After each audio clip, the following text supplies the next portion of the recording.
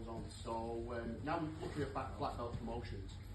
So I was thinking about what to say. Got a couple of guys who are going from brown to black, and it's a very, very big deal when you've been training for as long as we have.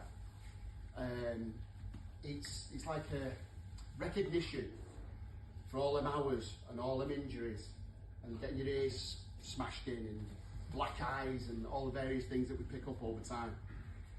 And I remember I was talking to somebody about the word professor the other day, and we're having this conversation about, you've got coaches and you've got professors. When there's a black belt on the mat, he's a professor. If there's a coach who's instructing the class, he's a coach. And then you start getting these arguments now in this modern jiu-jitsu time where people are saying, well, I don't really like to call people professor, I just call them by the name. I don't mind, you can call me Barry or you can call me what you want. But the word professor to me means something slightly different. I remember I was going for a test at hospital, and they had to stick a camera up my nose and down my throat and all this sort of stuff. So when I walked in, he said, hi, I'm Professor Amin. And I said, I'm a professor too. And he sort of like laughed at me, as if to say, yeah, but I'm a real one. And I thought to myself, I wonder how many years he spent in medical school. 7, 6, 8.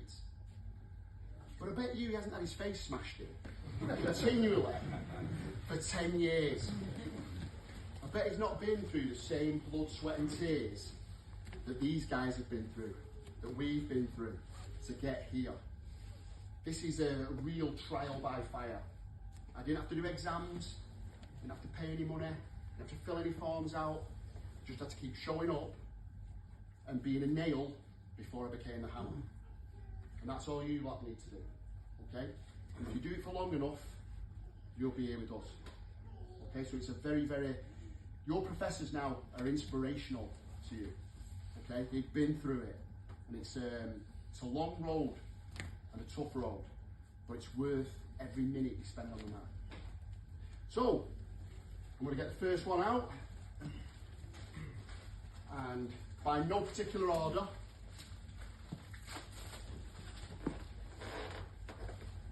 Dave.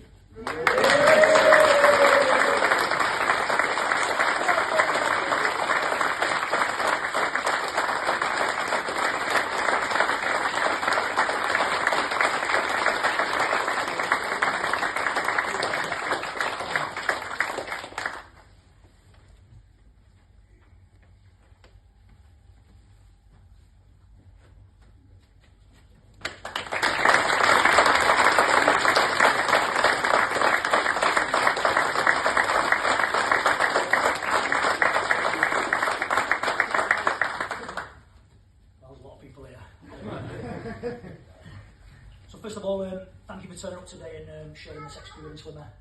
Me getting promoted to black belt, thank you very much for turning up. Congratulations to all those who've been promoted as well today. Just want to say thank you to anyone who's ever coached me or professored me, if that's the right word. That's the right word now. And everyone who's trained with me over the years, you've contributed to me standing here today. I think it'd be dead easy for me to turn around and say, just keep turning up and you'll end up here as well. But doing anything for 10, 11 years, you're going to meet some challenges, there's going to be some hard times, you're going to have setbacks, there's going to be obstacles in the way. So I think it's important that you take a step back and understand the reasons why you're actually coming training. You kind of have to go and get up for work in the morning, you don't have to come and train jiu-jitsu. So it's about understanding your why and why you. The reasons why you started might not be the reasons why you continue, but taking a step back and understanding the reasons why. I nearly quit jiu-jitsu once at blue belt. A lot of life happened to me at the time. Me and Lauda, who I'd like to thank as well for supporting through this weird jiu-jitsu obsession.